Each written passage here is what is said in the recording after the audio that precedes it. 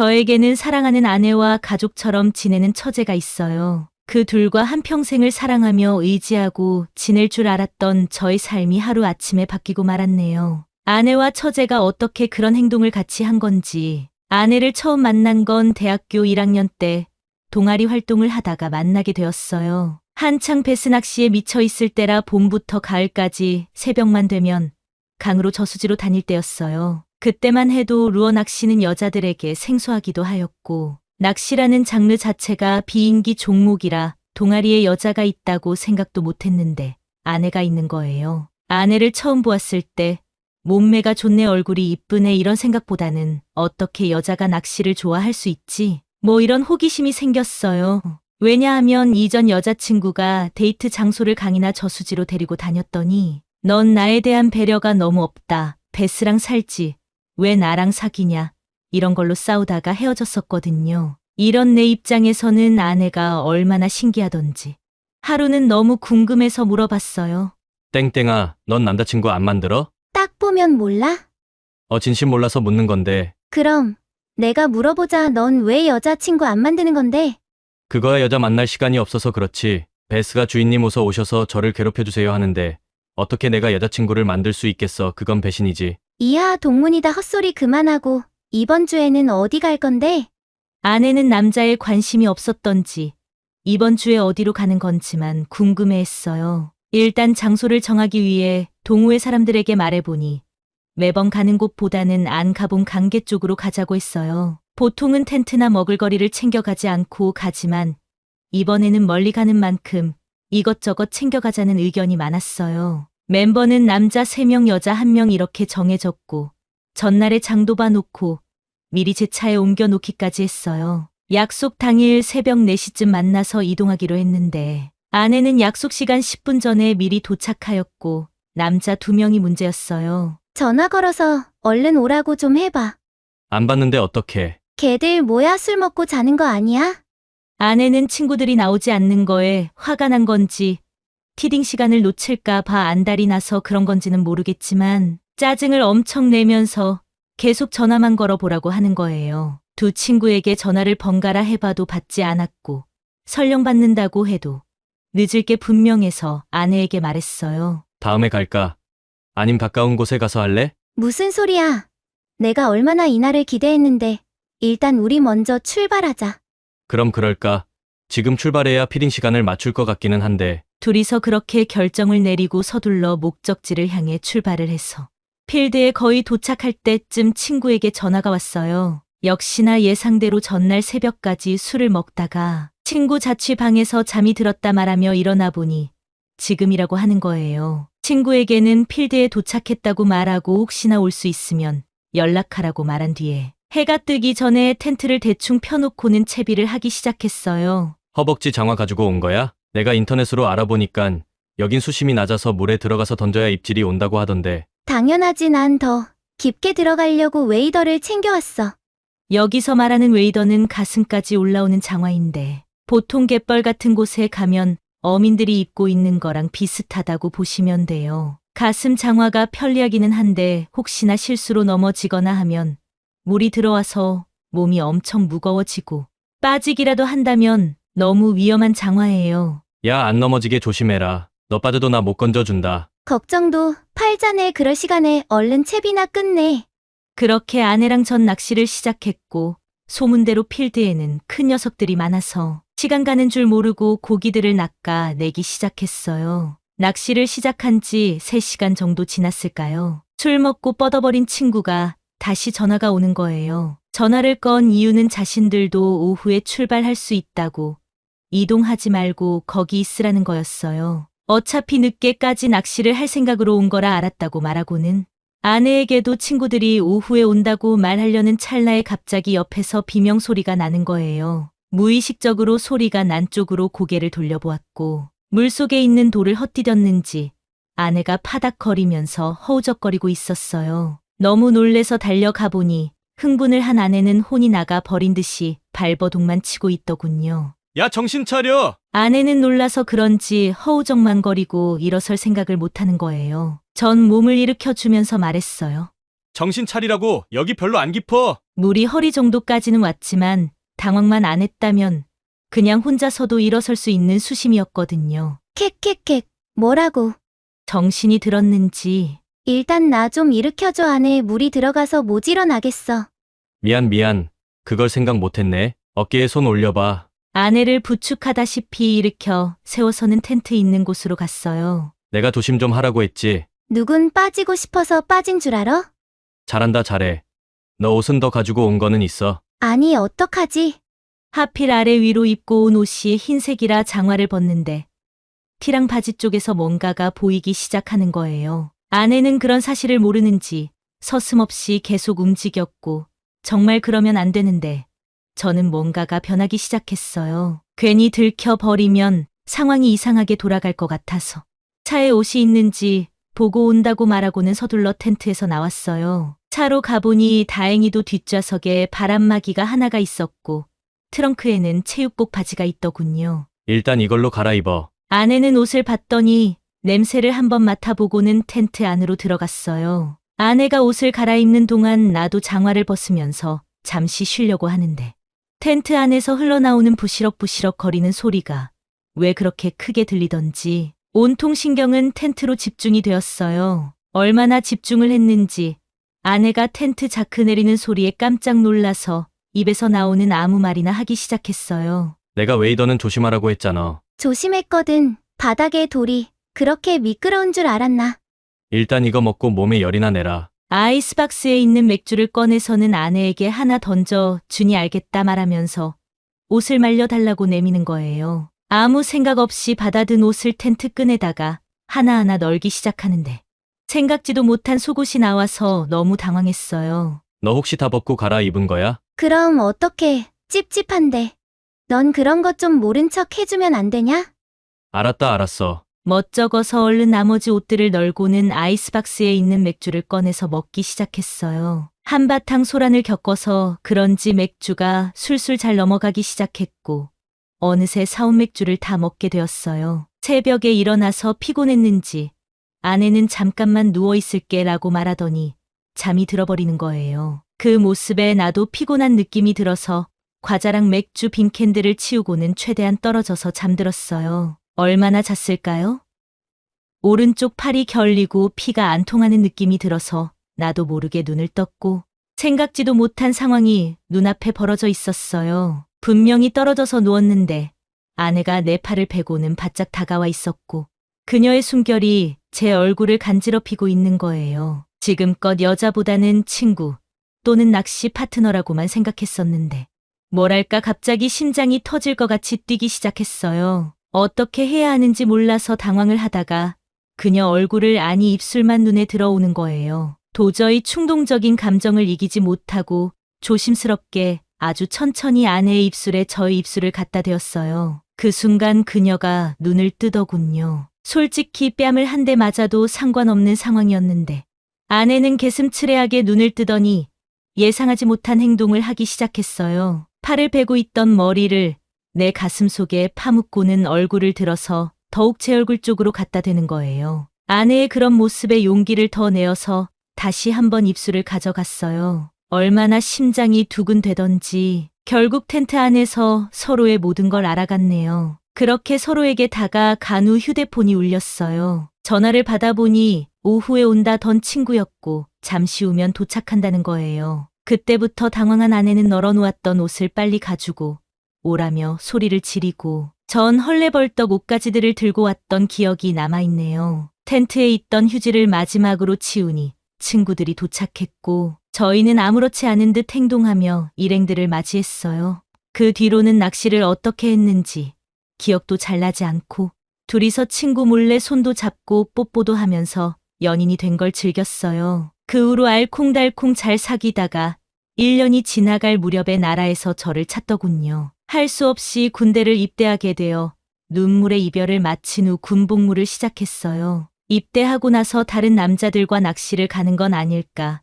신경이 쓰여서 요새는 누구랑 낚시를 가냐고 물어봤어요. 혹시라도 남자들이랑 다녀서 바람이라도 날까봐 걱정이 되었거든요. 다행인지 불행인지 지금의 처제랑 같이 다닌다고 하는 거예요. 혼자 다니기에는 너무 심심해서 자기가 알려줬다 말하며 지금은 자신보다 처제가 더 안달나서 난리라고 했어요. 아내랑 처제가 같이 낚시를 다닌다는 게 미래의 나한테 어떻게 돌아올지는 상상도 못하고 그저 잘 되었다고만 생각을 했어요. 세월은 흘러 제대를 3개월쯤 남았을 때 평소대로 일과를 끝내고 여자친구에게 전화를 걸었어요. 오늘은 뭐하고 지냈어?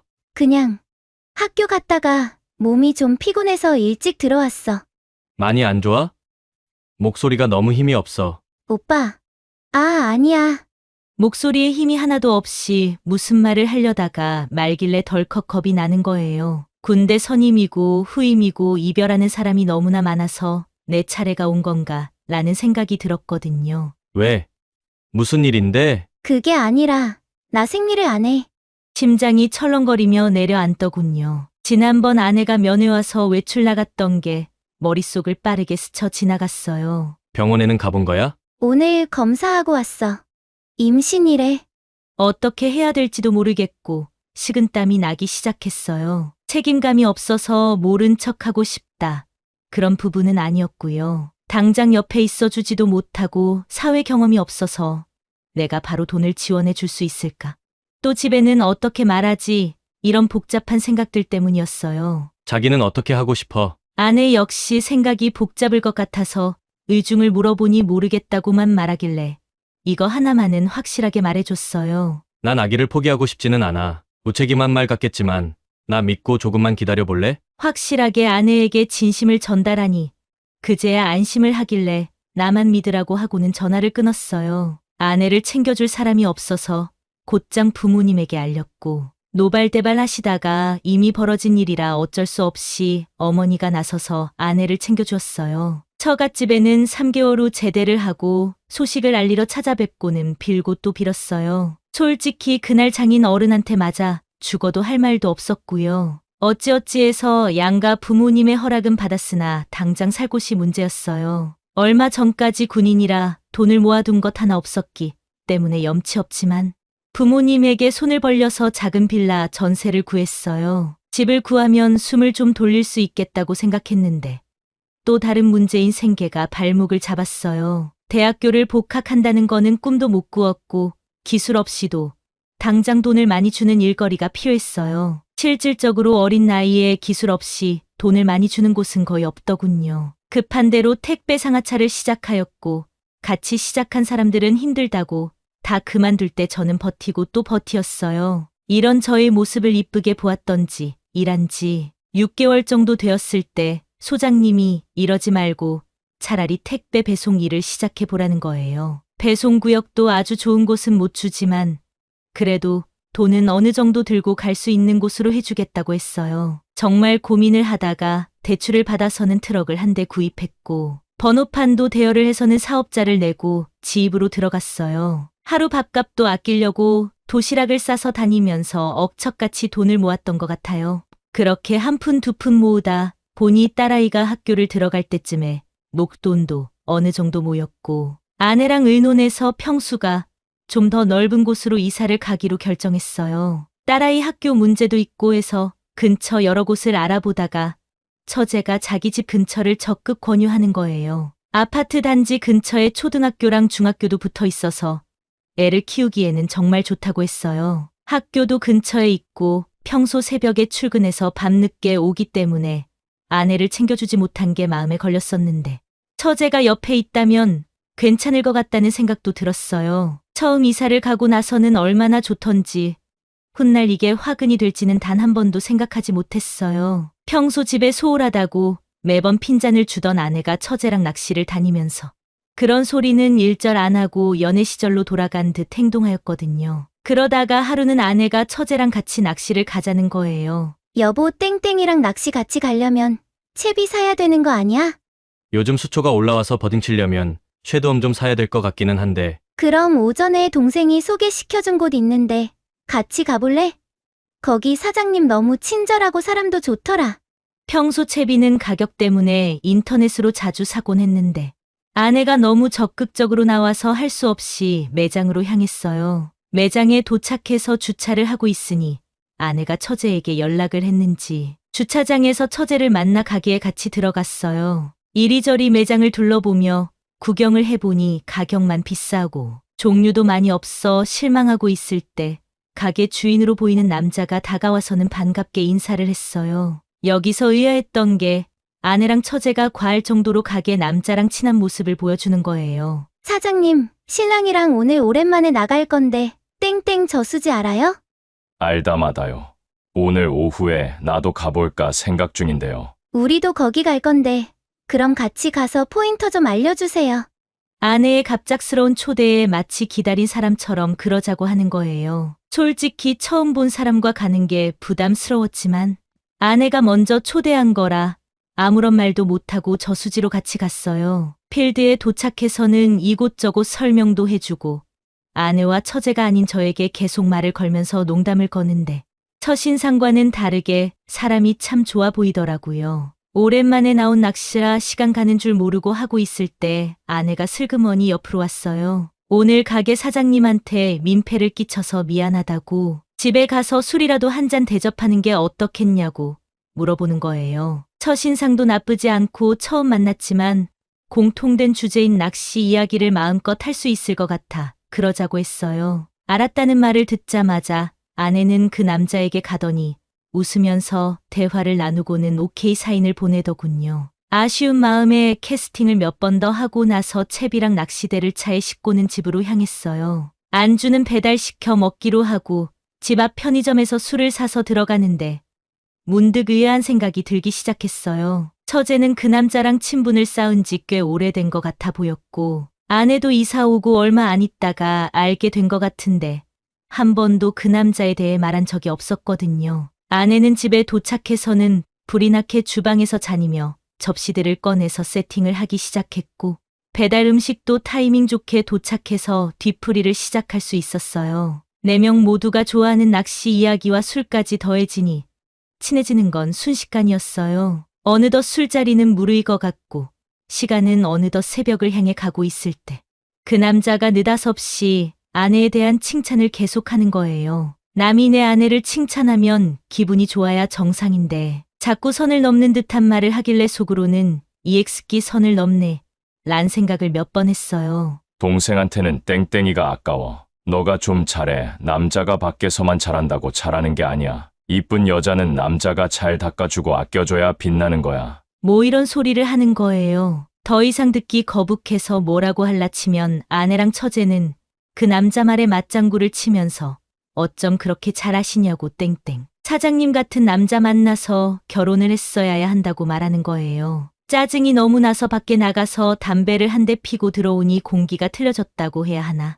뭔가 어색한 기분이 들기 시작했어요. 술자리를 살피면서 어색한 부분을 찾는데 아내는 변화가 없었고 그 남자도 변화가 없었으나 처제가 좀 이상해 보였어요. 술이 취해서 내가 걸어오며 볼 수 있다는 생각을 못한 건지 그 남자 손이 테이블 밑 처제에게 가서는 불이 나게 움직이고 있는 거예요. 뭐 둘이 연애를 한다 생각하고 자리에 앉아 다시 술을 먹기 시작했는데 얼마 지나지 않아 처제가 오늘은 그만하고 집에 가야겠다고 말했어요. 그러자 그 남자는 늦었다고 자기가 바래다 주겠다고 말하길래 웃으면서 잘 부탁한다고 말하고는 배웅해 주었어요. 오랜만에 좋아하는 낚시와 이색적인 볼거리로 인상 깊은 하루를 보낼 수 있었지만 시간이 갈수록 우리 가정은 이상하게 변하기 시작했어요. 처음에는 아내의 변화가 우울증 때문인 줄 알았어요. 하루 일과 중에 얼굴 보는 시간이 그렇게 많지 않았는데 볼 때마다 우울하다는 소리를 하는 거예요. 당신은 날 사랑하기는 하는 거야? 난 돈 벌어 오는 기계랑 사는 것 같아. 내 인생은 도대체 어디 있는 거야? 이런 말들을 계속하기 시작하는 거예요. 거기서 더 나아가서 밤에 사랑을 하자고 하면 피곤하다고 말하던가 심지어는 화를 낼 때도 있었어요. 그러다가 하루는 아내가 이렇게 살다가는 답답해서 안 될 것 같다며 혼자서 여행을 다녀오겠다고 했어요. 그것도 하루 이틀도 아닌 2주일을 다녀오겠다고 하는데 내가 집에만 있는 사람도 아니고 도저히 딸아이 케어가 안 될 것 같다고 날짜를 줄이라고 말하니 그건 절대로 안 된다는 거예요. 내가 계속 반대를 하자 아내는 딸아이 앞에서 소리도 지르고 입에 담지 못할 말도 하기 시작해서 어쩔 수 없이 허락을 했어요. 그렇게 아내는 다음 주 월요일 날 짐을 한가득 챙겨서 여행을 떠났어요. 아내가 떠나고 나서 내가 정말 아내 말대로 돈만 생각하면서 살아온 건 아닌지 고민을 했어요. 핑계일 수는 있지만 어린 나이에 결혼을 해서 딸아이와 아내를 지켜낼 수 있는 방법은 이것밖에 없었거든요. 여행을 떠난 아내는 딸아이가 걱정도 안 되는지 사흘이 지나도 연락 한 통 없었고 참다 못해 전화를 거니 연결음이 몇 번 가다가 전화를 돌려버리고 10분쯤 있다가 문자 한 통이 도착했는데 그 내용은 제발 나 좀 가만히 내버려둬. 푹 쉬고 갈 테니 연락이 없어도 그런 줄 알라는 내용이었어요. 너무 황당해서 다시 전화를 걸려고 할 때 전화벨이 울렸어요. 아내인 줄 알고 급하게 받았지만 아내가 아닌 처제였어요. 형부 언니는요? 처제에게 말 안 했어. 여행 갔는데 그 말이 끝나자마자 처제가 엑스발이라고 하는 거예요. 처제 말을 왜 그렇게 해? 형부 미안해요. 지금 집이시죠? 집인데 그건 왜? 그럼 내가 집에 갈 테니 기다려요. 그 말만 하고 전화를 끊더니 30분 후쯤에 초인종이 울렸어요. 처제 무슨 일이야? 왜 이렇게 흥분한 거야? 형부 이제 어떻게 해요? 아니 알아듣게 말을 해. 도대체 무슨 일인 거야? 처제는 그때부터 믿기 힘든 말들을 하기 시작했어요. 가게 사장이랑 자기랑 만나는 사이라고 말하길래 그건 이미 알고 있었다고 말하니 사실 가게 사장이 유부남이라고 하는 거예요. 그러면서 이혼을 하고 자기랑 결혼하기로 했고 재산이 자기 부인 앞으로 다 되어 있어서 결혼해서 먹고 살기 위해 사업을 같이 하자고 했다고 하더군요. 그럼 돈은 누구 돈으로 했냐고 물어보니 처제 명의로 사업자를 내었고 사업자, 대출이랑 지금껏 모았던 돈을 그 남자가 준비한다고 해서 다 주었다는 거예요. 그 남자는 달콤한 말로 계속해서 처제에게 돈을 요구하였고 더 이상 대출도 안 된다고 말하니 차츰 자기를 피했다고 했어요. 처제는 그제야 속았다는 걸 알고 그 남자를 미행을 했는데 아내랑 함께 모텔로 들어가는 걸 봤다고 하는 거예요. 현실이 믿겨지지가 않아서 그 남자랑 아내가 나타날 때까지 기다려서 따져 물으니 자기를 스토커 취급했다고 했어요. 여기서 웃긴 게 아내는 처제가 나타나자 그 남자 편을 들면서 똑같이 처제를 스토커 취급했다고 하더군요. 너무 화가 나서 처제가 이 사실을 나한테 알리겠다고 말하니 그 남자가 할 테면 하라고. 그럼 돈은 못 준다고 했다는 거예요. 처제는 어쩔 수 없이 두 사람이 사라지는 걸 보고만 있다가 도저히 참지 못하고 저에게 달려온 거였어요. 믿기지 않는 현실에 앉아서 한참을 멍하니 있으니 딸아이가 옆에 와서는 아빠 괜찮아 라고 하는 말에 정신이 번쩍 나서 아내에게 전화를 걸어보니 전화기가 꺼져 있더군요. 아내가 가지고 있던 카드가 전부 제 명이라서 여행을 떠나고 나서 사용한 내역을 받아보니 처제 말이 확실해지는 거예요. 혼자 간다고 했던 아내 말이 맞다면 분명히 숙박이나 대중교통 사용 내역이 나와야 되는데 그런 쪽으로는 일절 없고 편의점 사용 내역이랑 식당에서 사용한 내역밖에 없었어요. 인터넷으로 편의점이랑 식당 이름을 검색해보니 아내가 간다던 동해 쪽이 아닌 집 근처 가게들이었어요. 일말의 희망을 걸었던 것이 무색해지고 배신감은 배가 되더군요. 현실이 너무나 믿기지 않고 머리가 너무 아파서 처제에게 일단 집으로 돌아가라고 하고는 식탁에 앉아서 하염없이 휴대폰만 쳐다보았던 것 같아요. 저녁 때까지 아무것도 하지 못하고 가만히 있다가 딸아이 밥을 챙겨주지 못한 게 생각이 나서 방으로 가보니 배고프다는 소리도 못하고 침대에 잠들어 있더군요. 그 모습을 보는데 참았던 눈물이 하염없이 쏟아지기 시작했어요. 그것도 잠시 내가 우는 모습을 딸아이가 볼까봐 거실로 나가서는 숨죽여 울었습니다. 새벽까지 잠 한숨 못 자고 있는데 아내에게 전화가 왔어요. 사과조차 하지 않더군요. 아내는 뭐가 그렇게 떳떳한지 자기는 그 남자를 너무나 사랑한다고 이혼을 해달라고 했어요. 나야 그렇다 치고 딸에게 미안한 마음은 조금도 없냐고 사람이면 이렇게 행동할 수 없다고 말하니 나중에 딸이 크면 용서를 빌겠다는 거예요. 어이가 없어서 말문이 막히다가 아내가 갑자기 이혼하자는 게 그 남자가 아내를 조정해서 재산 분할을 노리는 건 아닐까라는 생각이 들기 시작했어요. 처제도 1억이 넘는 돈을 그 남자에게 줬기 때문에 그러고도 남을 것 같았어요. 아내에게 지금 그거 사랑이 아니라고 처제도 당했다 말하니 어떻게 가스라이팅을 당한 건지 내 말은 다 거짓말이라 생각하는 거예요. 아내는 더 이상 할 말이 없다는 듯이 무조건 이혼을 할 거라고 내가 합의를 안 하면 소송을 할 거라고 말하고 나서 전화를 끊었어요. 그 이후 여행에서 돌아오기로 한 날짜에는 당연히 돌아오지 않았고 얼마간의 시간이 지나게 되었어요. 시간이 갈수록 분노가 점점 쌓이고 이렇게 당하고만 있을 수는 없어서 그 남자를 고소해버렸어요. 서류를 보내고 얼마 지났을 때인가요? 한밤중에 누가 초인종을 계속 울리는 거예요. 인터폰으로 누군지 확인해보는데 생각지도 못한 경찰이라서 얼른 문을 열었어요. 무슨 일 때문에 오신 거예요? 땡땡씨 맞으시죠? 네, 그런데요. 신고가 들어와서.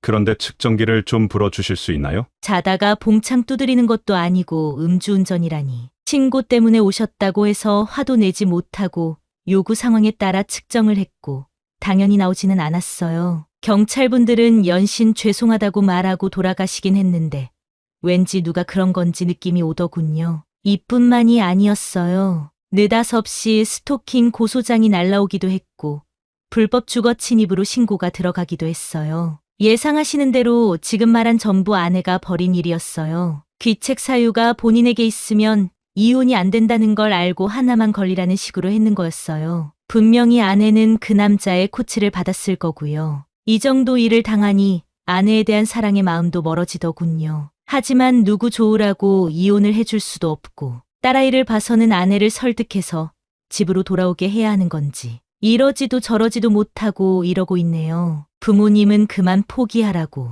아님 너가 너무 힘들어진다고 하시는데 도저히 모르겠네요. 전 어떻게 해야 할까요? 여기까지가 오늘 준비한 사연이었습니다. 여러분의 구독은 영상 제작에 많은 도움이 됩니다. 자연 많은 여자였습니다.